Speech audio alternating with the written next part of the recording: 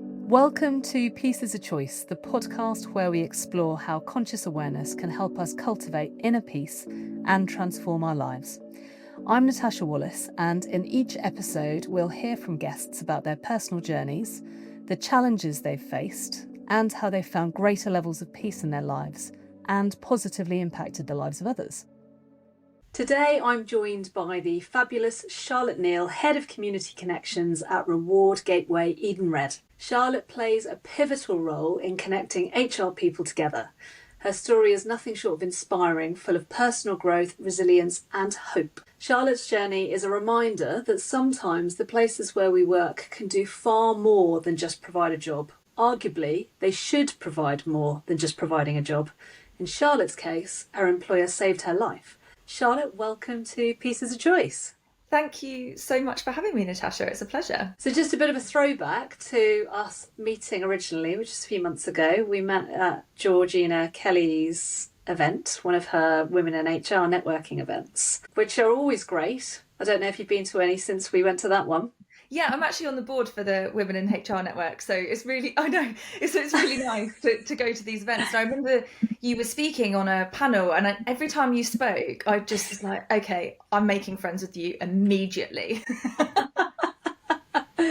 I tell you what, though, that's like an ode to authenticity, because back in the day, like when I was an HR director many years ago, I can remember doing talks, and I always felt like I was masking. I wouldn't have been as bold.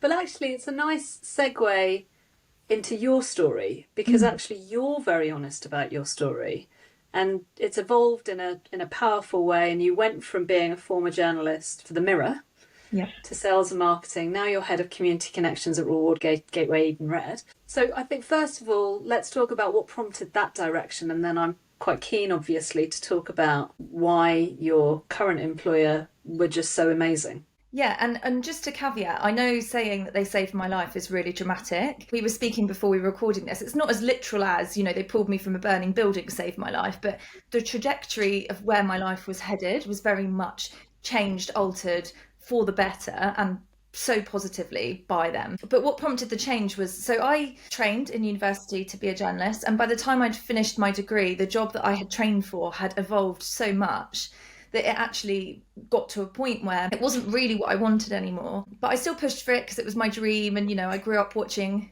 women on TV shows being amazing journalists. Carrie Bradshaw, kind of fell in love with the idea of that. But the reality was very different, and I would never speak badly of my time as a journalist because it was an amazing experience, and I worked on some great papers with some amazing people. However, for me, I really like people. And I think as someone who is very empathetic and really likes people, it's quite difficult to be a journalist and write stories about hate and war and, politics and everything else. And I really struggled with that. I think that I am a bit of a sponge, so I soaked up a lot of the emotion that came with all of those stories. And I really felt it. When I was on the Mirror, it would be very normal in a shift to write 12 to 15 stories, and not one of them would be positive. I was the editor of an online site called Get West London, and the day that Grenfell Tower happened, I was on shift, and I had to send my reporters to Grenfell Tower, and I was getting goosebumps talking about it now. Like, it has stayed with me to this day. And I remember at the end of the day, I came out of the office and I sat in my car and I sobbed for an hour straight. And I think for me, that was just, it was too much. Like, I couldn't operate in that world because it's just not who I am as a person. I found that really challenging. I wasn't at the Mirror for a very long time.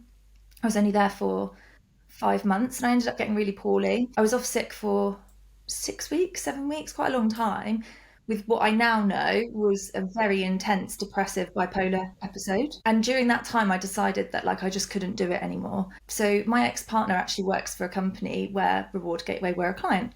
And he said, you should take a look. And I thought, you know what have I got to lose? My dad's in sales, my granddad was in sales, I'll give it a go and see what happens. And I applied completely on a whim. Of the interviewing panel, 2 of them said no, and 1 of them saw something in me. And I'm forever grateful. Tony, you know who you are, you absolute legend. I have to ask, when you work on a paper like The Mirror, are they pushing you to write negative stories? Or is there just so much negativity that there's nothing else to write about?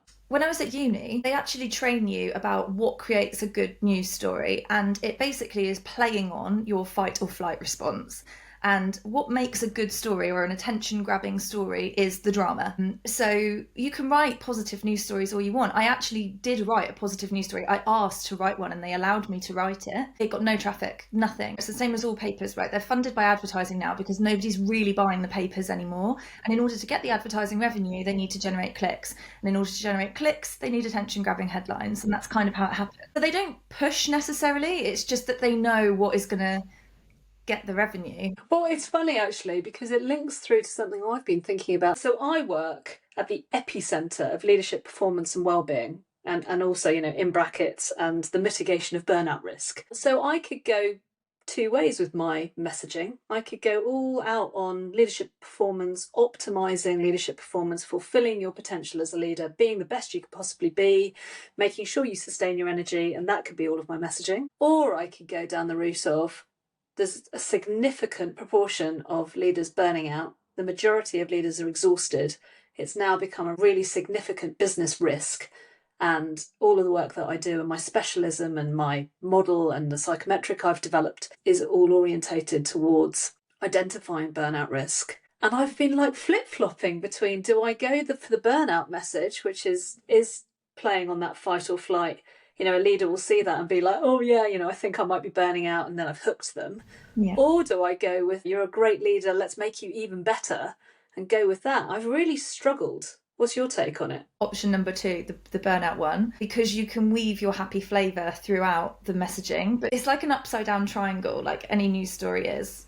You need to get like all the best information here, which is how can I help you? What's your return on investment going to be? What's the risk that I'm addressing? And then get to the point, which is, and out of this, you will also become a better leader. I personally would go the burnout route, only because my sales hat also tells me that if you can show what return on investment you're giving people from the program, probably more likely to get bookings. I haven't really had to think about my message for years and years and years because the work has just been flowing in. I've been really, really fortunate. But I'm at a sort of inflection point where I want to get a bit clearer about the audience that I work with and what it is I'm delivering. We've never been under so much pressure as coaches and consultants, or anybody really who's selling something, to get very, very clear about what the value is. Morally, I don't want to take advantage of people's fear, but the world seems to be set up to do that.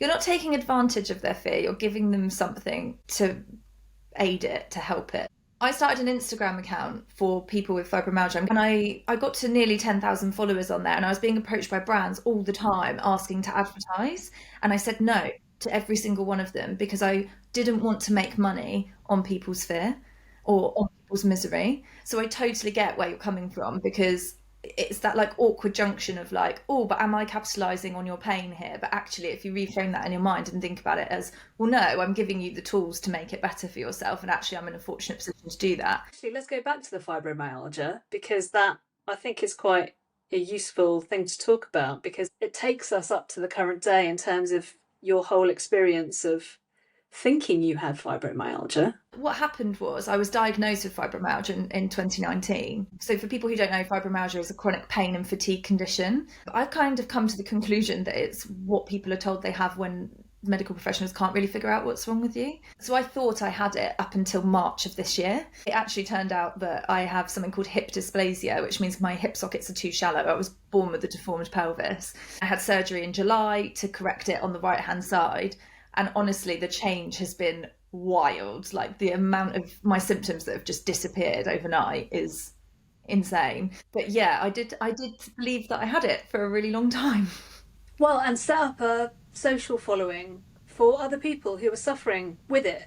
I mean, what was that journey like? Because that must have been a bit surreal, to be like an ambassador for people with fibromyalgia, and you were really trying to help them.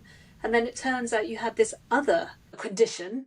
Like, what was that experience like? I'm going to be honest, I'm still grappling with it now, because it's very recent that this has happened. But the reason I started the account was because the day I was diagnosed, all I could find online was negativity. And I didn't want other people to feel as afraid as I felt that day, because I kept seeing the word like incurable or chronic, and that really freaked me out. So I thought, well, I'm going to start this account kind of as a diary, but also so that if anyone else finds it and they're in the same boat, they can see that I'm just like a normal person living with this and trying my best. What it's been like going from having it and collecting this following and then not having it, it's been quite challenging to grapple with, because it's been a huge part of my identity for such a long time. And, you know, for the best part of nearly 6 years, I posted on that account every single day. I was getting up to 50 messages a day from people.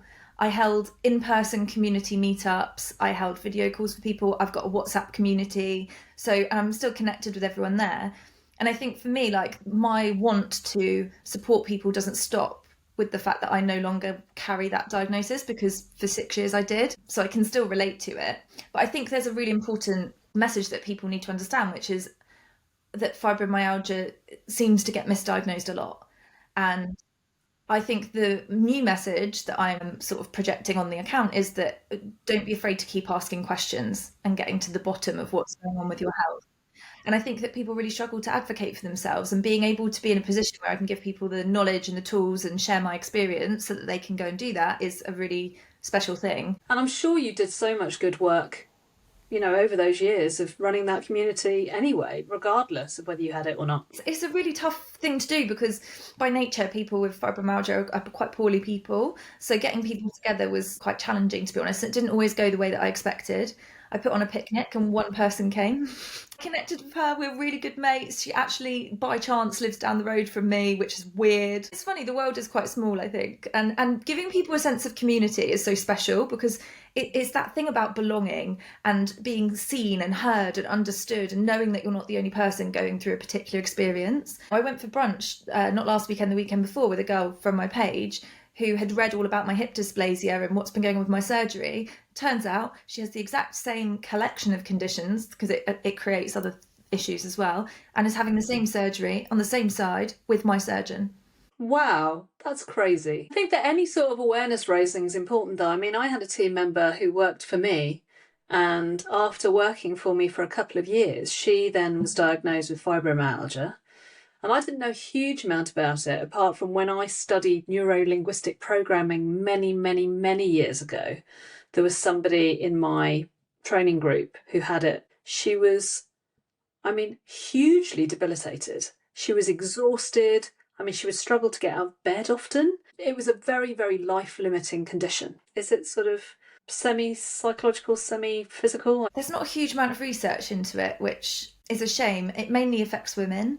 It's believed that 1 in 20 people have it to some degree, but it's experienced on a spectrum. So for some it will be quite minor, others it will be absolutely debilitating, but often it's coupled with other conditions. And there is a psychological element to it. So it's often triggered by trauma, things like childbirth, car crash, close relatives dying, things like that. When my team member told me that she'd been diagnosed with it, I was like, oh, it sort of makes sense of some of the things that I'd seen on the run up to that, where she would get exhausted. But I think any sort of awareness raising on any of these topics, especially, when you are leading teams or leading communities or a parent, I just think all of the information that we can get about all of the diversity in the people around us is important. Yeah, absolutely is. And I think that when people get a diagnosis, it gives them context and an understanding of, okay, this is what I'm dealing with. Here's the things that I can do. Here's what people's lived experience tells me and how I can make things better for myself. When I was diagnosed with bipolar type 2, which was in April 2023, I was given mood stabilizing medication. A lot of my fibromyalgia symptoms had gone or had been really quietened down. There's a big connection between the mind and body that I think as humans we don't massively understand to the degree that we should. But a couple of book recommendations that are really good on this: When the Body Says No and The Body Keeps a Score is another one. But both books are really good. I found the latter a bit of a tough read. I found When the Body Says No a bit easier to digest. It's really all about that mind and body connection. And I think that that's why, just bringing this back to the point of employers, when an employer has a good wellbeing program in place or mental health provision in place, that mind-body connection is something that's so important. And if they can help their employees with their minds, they're actually helping far more than perhaps they realise. And that's definitely been the case for me. Well, let's talk about that. So tell us a little bit about your amazing employer. It's unusual for me to have somebody coming on the podcast talking about their amazing employer. So let's do it justice, and why they saved your life. I recognise that I'm in a very privileged position to be with an employer that works in the employee benefit space, because naturally the employee benefits that we have are incredible. I guess the main thing for me, and the main points to think about, is like mental well-being, physical well-being, how that is communicated to your employees, the different benefits that you have available, and just making people understand, or giving people the tools to understand, hey, this is what mental health is and how you might be able to deal with it. So when I first joined, I was coming off the back of a really intense bipolar episode, but I didn't know it at the time. And I was incredibly anxious. And I remember my manager kind of pulling me to one side and saying, hey, you know, it's not normal to feel like that. And I was like, oh, what do you mean? And she was like, well, I think it might help for you to just read this post on our internal system. And it was a blog that was part of like a mental health awareness piece, and it was all about generalized anxiety disorder. And I read it and a light bulb went off, and I thought, okay, that makes sense. And then from there I accessed psychiatric services, was diagnosed with anxiety, and I was like, oh my gosh, my whole life suddenly makes sense. But every year I have collected conditions or various things for 7 years. It's been a 7-year cycle of just complete madness. And every single step of the way, Royal Gateway Edenred has been there for me in multiple ways. I think managers are so key, and the managers that I've had during my time have been so switched on, but done it in such a casual way where they've gone, hey, maybe I'll signpost you here, or hey, have you thought about this? Or just gentle, hands off, but like supportive at the same time. And I think I've never been made to feel like a pain for being human. And I think when you recognise people's health as part of being human, and you celebrate them for who they are as a person, not just what they do for you, I think that really is the most that you can ever do. And I've been so privileged and lucky to experience that over my time. I have a wellbeing benefit. Employees can apply for money every year, which they can spend however they like, as long as it connects to wellbeing. So I've spent mine on personal training sessions to get fitter. I've spent mine on mental well-being. I've done all sorts with it. When I was in debt, I used it to help me get out of debt, like financial well-being, all sorts of stuff. They've just made me feel like a normal human in amongst the madness, and work actually then became my safe place for a while. I don't know how many people can say that. I think I'm really lucky. Well, unfortunately, if only there were more. But I mean, did it affect your performance ever? Yeah, so when I was diagnosed with fibromyalgia the summer before that, my hands they sort of seized up like this, and I couldn't really type. And I remember one of my really close friends at work saying to me, I actually thought you were going to have to leave because you couldn't do it. And I was like, no, I couldn't. I was in the sales team at the time. They gave me a bit of grace, and when I came back and was feeling well again, I smashed it. It's interesting. I was listening to a podcast on the Oxford Review, and David Wilkinson is the editor, and they basically take the latest research into all of the things that we would know about, so employee wellbeing and leadership and culture and diversity and neurodiversity and all those sorts of things, and they publish the research. I'm doing some work with a leadership team next week around neurodiversity, or the acceptance and inclusion of individual difference. So I was listening to this podcast. She was saying that we talk about inclusion and we talk about accepting people as they are. And she said that becomes quite difficult when a business is only focused on the bottom line. Because if you're only focused on efficiency and productivity, then actually it's very difficult to be tolerant for anybody who's not fully optimized all of the time. Now, arguably, the way that your manager responded to you and supported you through these difficult times meant that they weren't only focused on optimization, productivity, efficiency, etc. Well, have you heard the phrase go slow to go fast? I think sometimes there's a balance to be had. And actually, in the UK, 1 in 4 people live with a chronic health condition. That's a quarter of people in the UK. And globally, it's 1 in 3. The discussion needs to be health is part of being human. And we don't do that now. What we do is go, well, you're not the perfect employee. You're not the perfect robotized robot version of an employee that we're looking for. So therefore, you're not optimized. But actually, what if we flipped the script and we said, no, health is part of being human. We accept that as part of hiring humans, what happens is that from time to time, things crop up. And actually, if we support the whole person rather than just the employee, then that can lead to so much more success. I've been at Rural Gateway 7.5 years for a reason. They've supported me through some of the most difficult, challenging things in my life, but then they've also celebrated me harder than anyone else when stuff's gone right. And I think that sense of community in the workplace and understanding that people are human beings can only ever lead to better engagement and better business outcomes. It's just going about it in a slightly different way, I suppose. How do we get the C-suite, the executive team, to take this seriously? And part of the reason for asking is I was on the judging panel for an award. I was a wellbeing judge. And this year they didn't run the wellbeing award. And it was partly because they didn't get strong enough entries for that category. I mean, we're still trying to figure out how to support wellbeing, and there can be tokenism and it can be a little bit performative, and actually we need to be able to see value for it.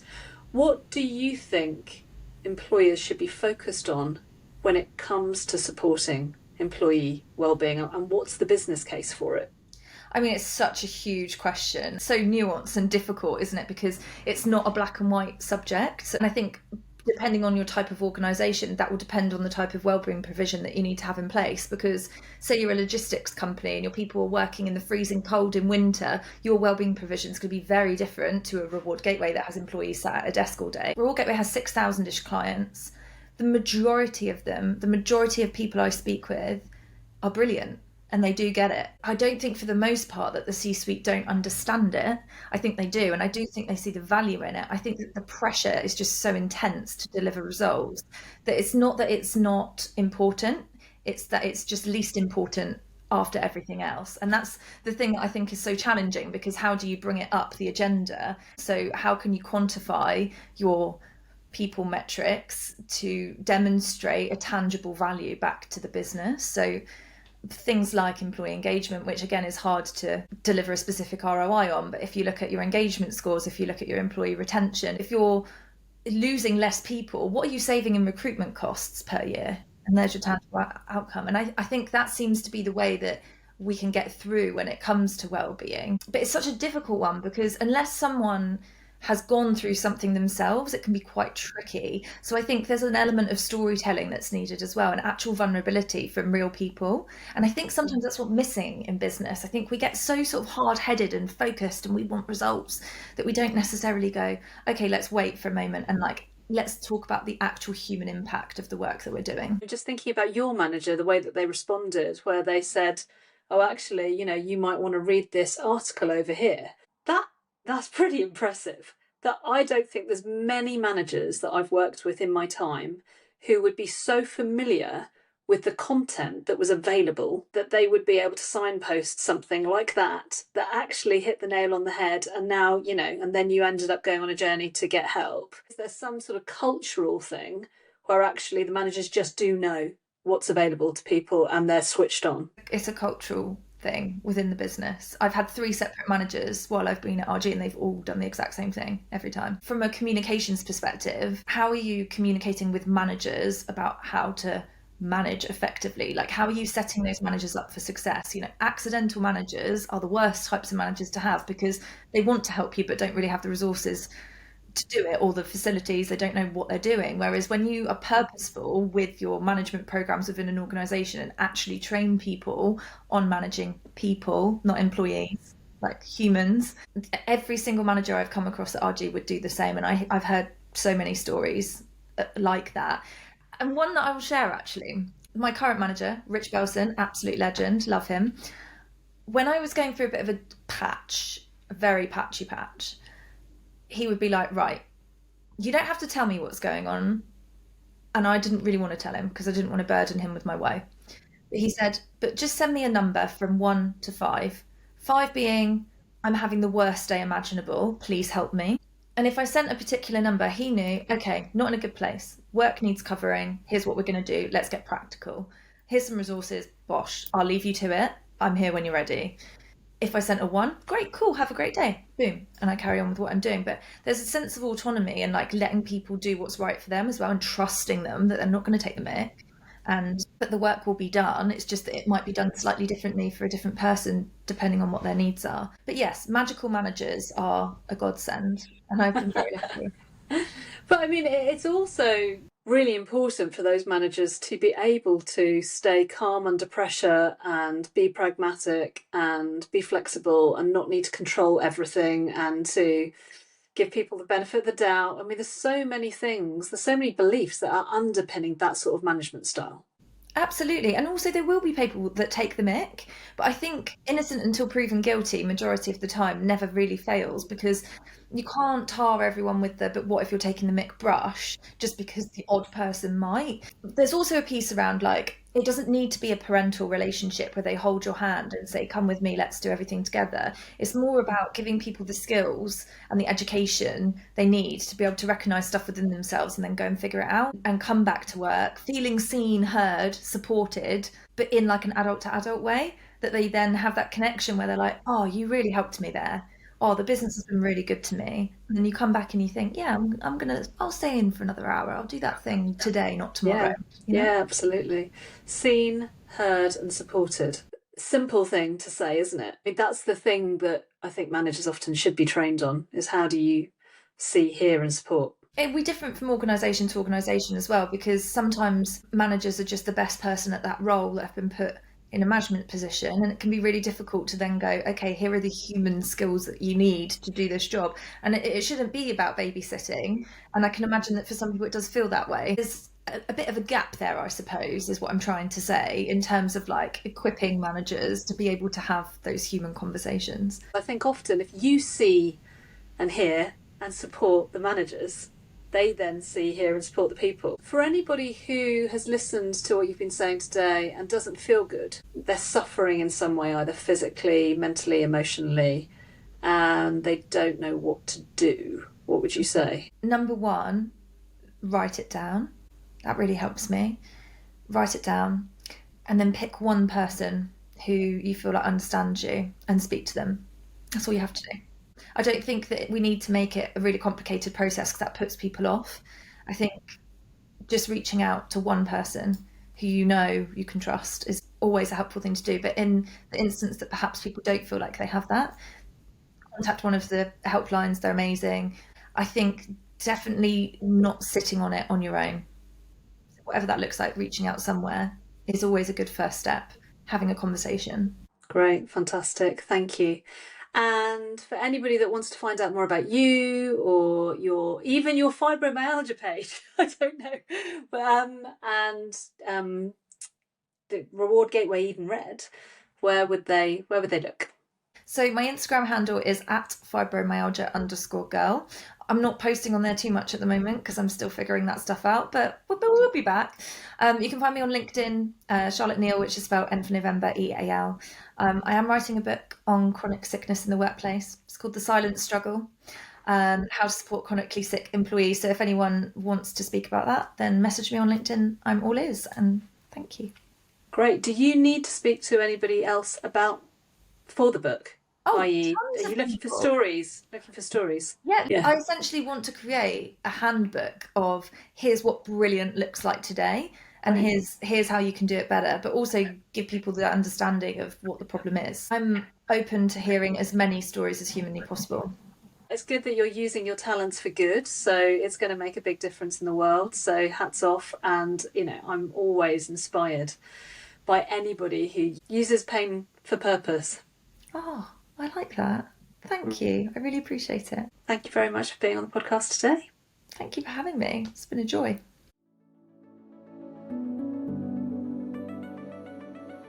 Thank you for listening to Pieces of Choice. For any information on what we've covered in today's episode, and to connect with my guests, head to the show notes. It would be great if you could rate and review the podcast and subscribe now so you don't miss out on any future episodes.